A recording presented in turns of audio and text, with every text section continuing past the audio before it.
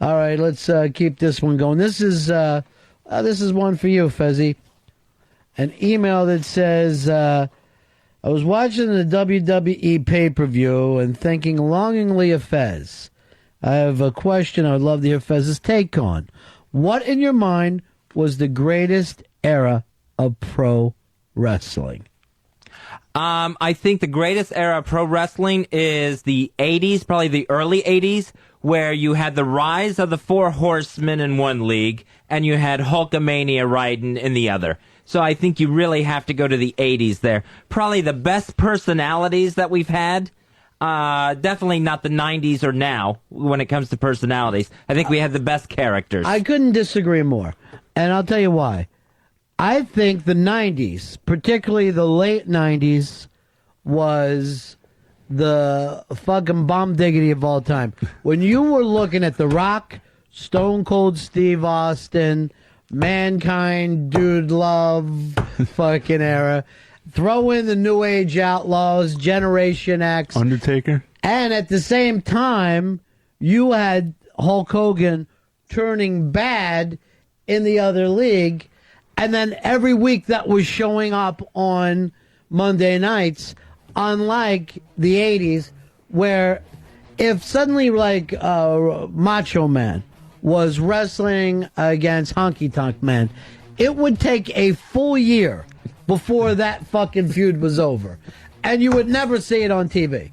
Where by the 90s, you got to see everything going down. Yes, Davey Mack. And I remember it was so mainstream that everyone was like doing the DX, V thing. Like I saw fucking Pete Weber from the PBA, do the DX symbol. So that was far more mainstream. The crotch chop. That was just simply a crotch chop that they turned into an X. And I saw Pete Weber, I saw a golfer, Derek Lowe did it. So, I mean, it was all over the fucking place. And I'll tell you, I think a fun gimmick was that New Age Outlaws. When they would yell, suck it, and the entire place would yell, suck it. But if you go back and watch some of that early 80s stuff, Fezzi, it was just monotonous jobber after jobber after jobber. And I agree that it was the first time that it kind of took a national sport. But Hogan? There wasn't a lot of excitement there. See, I liked it when someone won the strap and they could hold on to it for a while. Yes, 11 fucking years. See, I hated that when it was changing hands every other week on a Monday night. Here's somebody that agrees with you. Here's Alex. Alex, you're on Fez. Yeah, Vern Gagne out of Minneapolis, Jumpin' Jim Bronzell, Jerry Blackwell. I agree with Fez. I think, I grew up watching these Fez, guys. now, and I understand something where you grew up, so you have a certain fucking focus on that age. But at the time, there wasn't enough to keep every member of the family paying attention. And Dave is right. In the late 90s, it was part of mainstream culture. You weren't some weirdo who watched fucking wrestling.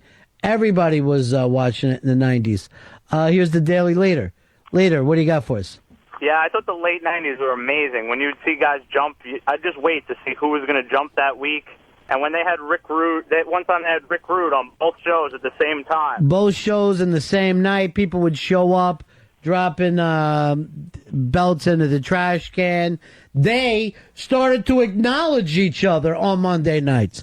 Remember when Eric Bischoff was giving out the Monday Night Raw things, saying, here's what's happening tonight, and he would give out anything, forcing Vince then to go live. It was like a fucking radio war, but on TV and with wrestling. The promos finally got interesting. Where would you'd get that half shoot, half work promo, and then you had the internet, so you had the smarts out there trying to figure out. And then you found out, okay, we're not smarts, we're smarks, we're smart marks, we're still getting fucking played. It was really exciting and really interesting. I think the best era was when the ECW started. I mean, I remember just being up late at night, and then all of a sudden I see, like, Terry Funk just dragging barbed wire across Sandman. It's a very good point that you came up with, Darren, because without ECW, you wouldn't have gotten the new WWE fucking attitude, which was WWF back then, and you wouldn't have WCW. All the guys that popped there were either coming out of the ECW or completely ripping off that style. The whole WWF attitude was a complete ripoff of ECW. See, but with the 90s and that attitude, that era, that was also when they started bringing in the lame celebrities of, RoboCop and Dennis Rodman and David Arquette. Yeah, you're right. That never happened in the 80s. Liberace? Yes. You never had to sit there every fucking thing and watch, Regis go walking somebody or Cyndi Lauper. There has always been that hideousness. Here's Bill. Bill, you're on Ron and Fez. Oops, let me try you again. Hold on. Bill, you're on the Ron and Fez show.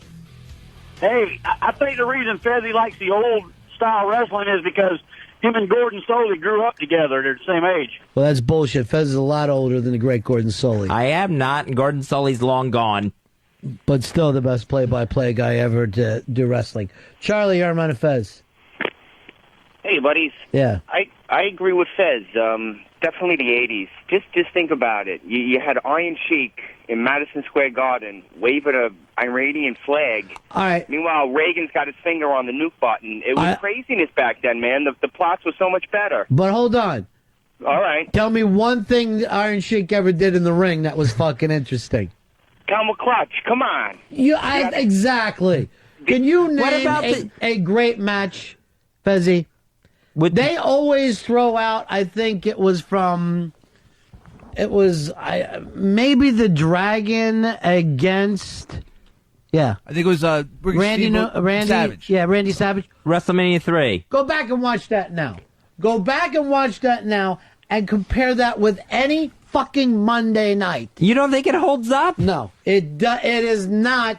It only seemed like it popped because everything else was so damn bad. Just watch a Hardy Boys tag team match from the fucking late 90s. It blew everything away. The Hardy Boys were unfucking believable. The ladder matches that were going on in the 90s. And the Hardy Boys is like 80s equal was fucking Leaping Lenny Poffo. So Look, let me just say Rockers, something. really. Yeah, but I want you to know something here. I'm not going to sit here and let you make fucking disparaging remarks about the great Lenny Poffo. Okay? All right. He trained me. He trained Fez, and he's the one who taught you to write jokes on a Frisbee and throw them out to people. Oh, wow. I had no idea. There's a lot you don't know about the Poffo family. Right. Their father holds a sit-up record. Here's Greg. Greg, you're on Ron and Fez. Hey, fellas. Good afternoon. Go ahead. Ronnie, I got to agree with you. Late 90s. Also, the quality of the woman involved in the scripts in the late 90s. When you finally start saying ass? Was just amazing compared to the late 80s. I'm looking at Randy Macho Man Savage and George, the Animal Steel. All right, my friend. Here's Joe. Joe, you're on Ron and Fez. Hey, Fez. Yes. Hey, you remember Nikita Koloff and the Russian Sickle? Was there anybody badder than the Russian Sickle? The Russian Sickle. He's going 70s, I think, on you, Fez. Yeah, that's what he's trying to do. This is blowhard. What I'm saying is there anybody now that wrestles in WrestleMania or any of that shit that could whoop Nikita Koloff's ass? And remember, he had that little old tattoo on his shoulder or on his armpit that said U.S. Marines. That was one badass. Thank you very much, my friend. Drunk and thinking of Nikita Koloff. Here is Rich. Rich, you're on Ron and Fez. Hey, Ron. How you doing? Good. Hey, not necessarily an era, but what is your favorite move, Diamond Cutter or Razor's Edge? Well, I do like yelling self-high five and giving the high five to yourself. But the Razor's Edge was a completely dangerous, frightening fucking move, Fez. And it took huge strength to pull off the Razor's Edge, where you're getting that guy up, you're pressing him up over your head, and he's just hanging on your shoulders like that. Forget that. It takes huge trust to be the guy up top, tucking your neck and making sure your neck isn't snapping. It's the most stupidest, frightening move I've ever seen in my life. Here is Doug. Doug, you're on Ron and Fez. Hey, boys. Yeah. Hey, you can't discount the 70s. The Heart Punch, best wrestling move ever.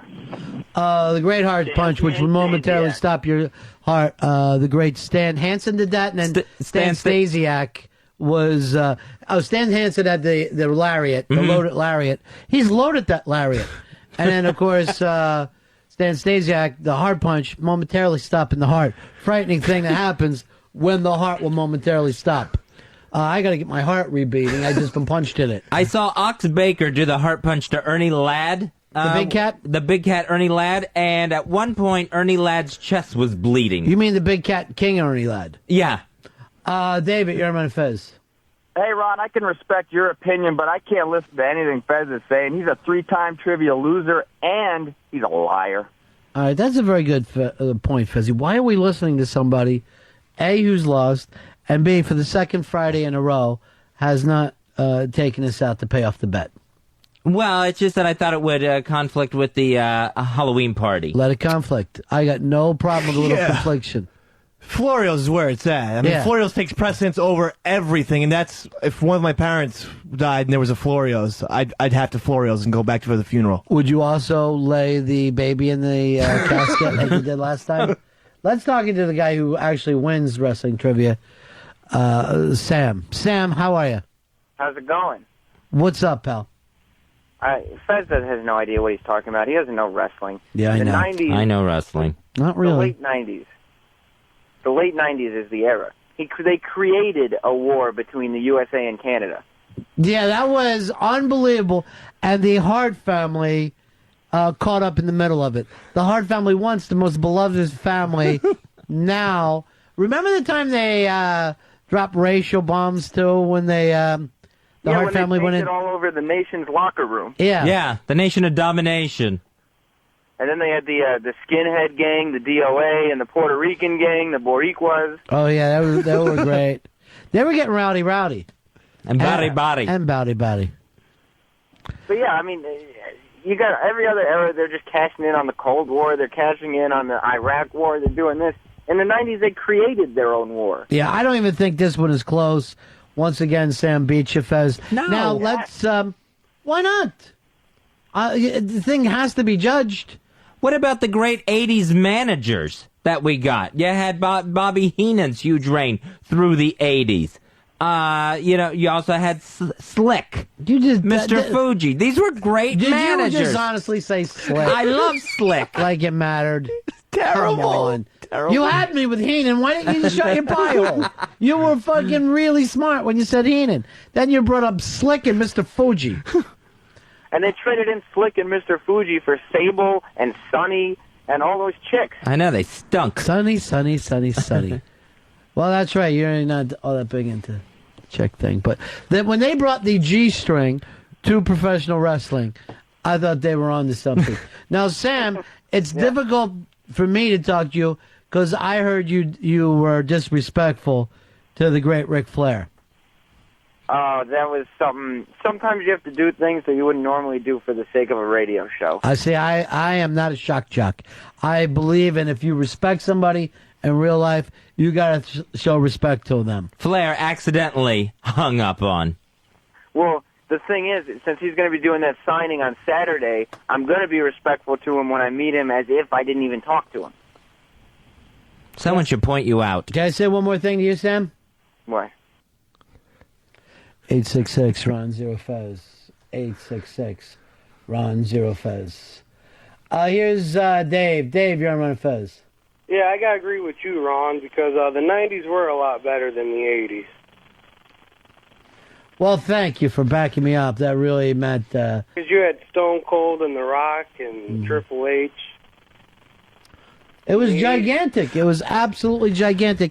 And it stopped being so fucking babyish like it was in the 80s. The 80s had stuffed animals and cartoons. The 90s had fucking rock bands showing up, hot chicks, and dope. Yeah, and like in the late 90s, they made the smartest decision. Let the fans create villains and heroes rather than, forcing it on us. That's when you came through with the tweener, where somebody was kind of a villain, kind of a hero. Right. Where everything was so black and white during the 80s. Oh, absolutely. The 90s, Vince had to go, wait a minute, it doesn't work anymore. Look what ECW was doing. I'm down. And I was one of the people who counted Vince out. I go, Vince is not going to be here in a couple of years. And he adjusted everything.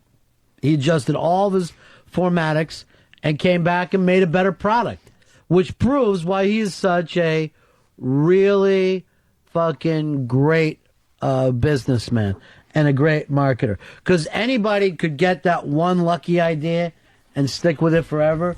But when you have to change, when the marketplace is changing, that's when you're the real deal.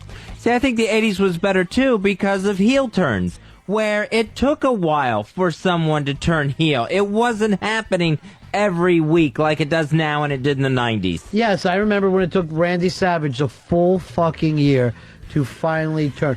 4 different pay-per-views that you had to sit and watch Randy Savage give Hulk Hogan an odd look. That would then be forgotten about the following Monday. 4 fucking pay-per-views before he finally did some fucking action. Would we all at least believe in Hard Rock Johnny and what he has to say? Here's Hard Rock Johnny. Johnny, how are you? Hello, boys. Yeah. First, Ronnie, congratulations. Thank you, my friend. I never thought I'd hear that from you. It's payback from when you said the Giants would win the Super Bowl for my father. Just the way it goes. I think that Dave had the best point. They let the fans have a little more say in what was going on. I mean, it's like, who cares the way that it goes? Let the fans decide who's going to be good, who's going to be bad, how they want it to be run. The fans ultimately decide who's going to be the champion by who's selling the most merchandise now. And that started in the 90s, and it was much better. You watch the old wrestling that's on from the Garden, and granted, it's seen some cool stuff, but it's just so boring. It's so monotonous and dull. Clothesline. And when you would see some of the promos Mick Foley has cut over the years, late 90s, going into early 2000s, when he would bitch out the fans.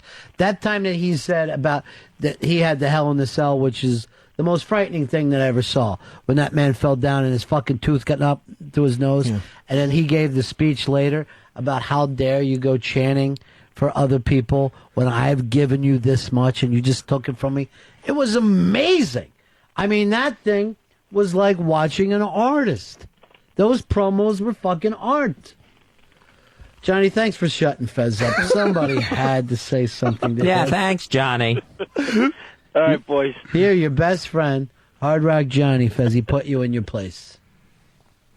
Maybe Fez preferred the promos cut by Adrian Adonis over Mick Foley's. Wow. What's that supposed to mean? He's calling you, a little bit feminine. Oh, no, I was just trying to pick a bad 80s wrestler. You took something effeminate and you tried to stick it on Fez. You could have said Kamala. Like he was an 11-year-old girl with an egg in her eye. Oh, come on. I feel terrible about that. Do you? Yeah. Then why you do it again? I don't know. But I mean, think about Hulk Hogan's finishing moves. I mean, like a leg drop, a dullest thing ever. A leg drop. Dullest thing ever. Anything that can be done by regular people is the worst finishing move ever. And there was a lot of those. Savage was awesome. I love Randy Savage, but even the elbow drop wasn't as good as... And I hate to tell you, Fezzy, you were one of the few people watching the NWA down there. I mean, you know how those things would even draw in your own hometown. Oh, yeah. I mean, there would be just rows and rows of empty seats. Sections of it. You know what? The house shows.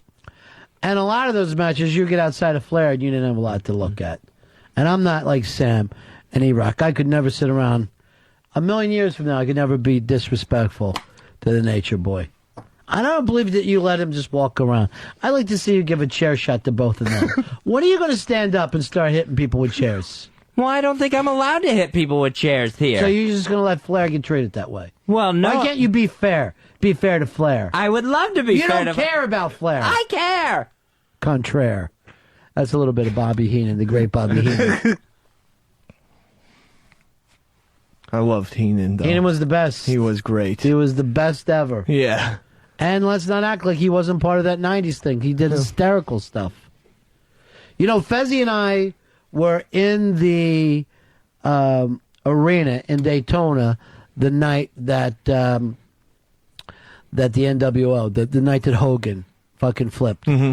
and the shit that was being thrown at the ring, it was crazy. It was the most insane thing I ever. It suddenly felt like you were in Mexico. Those people had so much hate. Well, they hated Hogan anyway. They hated him when he went to WCW. So then they flipped it and made it, well, okay, he is the bad guy. And the place really went dog shit mad.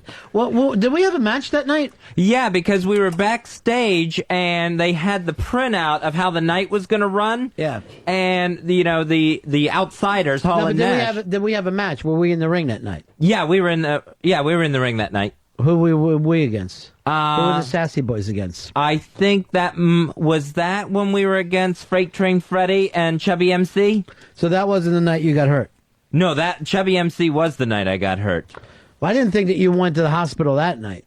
I remember being back. We did something because I remember being backstage and looking through their paperwork to see who the mystery partner was going to be. Yeah, but I'm saying you didn't go to the hospital that night because we went back and sat in the crowd. We were sitting in the crowd that night. Yeah, but I didn't go to the hospital till we got back to the hotel. I didn't go straight from the arena to the hospital. I tried to get through it, and then I was just in too much pain because my ribs got squashed by a 400-pounder named Chubby MC. I can't really remember what the hell we did that night. Was he a real MC? No, he wasn't an MC. That's what bothers me. And I don't think he was a wrestler. He was nothing but chubby. He was chubby. You got to give him that. Here's Jason. Jason, you're on my Fez. How you doing, Ronnie? What can we do for you? I got to agree with you. I got to say the 90s, just the Monday Night Wars were amazing. Watching Shane McMahon walk out on Nitro, that last broadcast was amazing. Insanity. Just to walk out and say, we've taken over. Yeah, insanity. Invade Atlanta was awesome. Yeah. Oh, yeah. Remember that when the New Age Outlaws would show up down at Turner Broadcasting? Oh, yeah, they'd be like in the back of a Jeep or a Humvee or something, and all dressed out in camouflage and stuff, and asking for Hall and Nash to be released, for them to come out. Please give us back Hall and Nash, because they want to leave WCW. Funny stuff. Those guys had to be dying every night, just putting that stuff together, knowing that they were breaking all the rules. Badass Billy Gunn was so fucking funny, too. He's like a forgotten What happened to him? Great guy. He's still Gimmick problem, right? Yeah. Well, he's still in the TNA wrestling. Yeah, but why did he seem like he fell off? He almost like he lost the smile, as Bret Hart likes to say. Yeah, I think it was some sort of injury. You're right. I didn't think it was an injury. I thought it was gimmicks. Because for a while he was kind of acting like a modern Piper. Like he would get punched, and then it would take him 3 seconds to fall down. He would do that delayed thing, which Piper I thought did really well. I love Badass Billy Gunn. Well, you're the one. I know, right? I always talk to people about him, and they're like, "Who? What?" Well, because he's not known for his singles work. Yeah, that's the problem. He is a what they used to call a tag team specialist. Yeah, and just kind I of. bet Sam wishes he was here now, and I bet he wishes that he was never mean to Flair and could sit down and talk with us about this. Ric Flair is going to be at Caroline's this. Is he funny? No, I don't think he's doing jokes, but it's November 1st. He's going to be there, so this Saturday. I don't mean a lot to the people in Iowa. I'd love to get over to Caroline's. To see a wrestler. What's he going to do? I'm not sure what he's doing there. Read from The Great Gatsby like Andy Kaufman.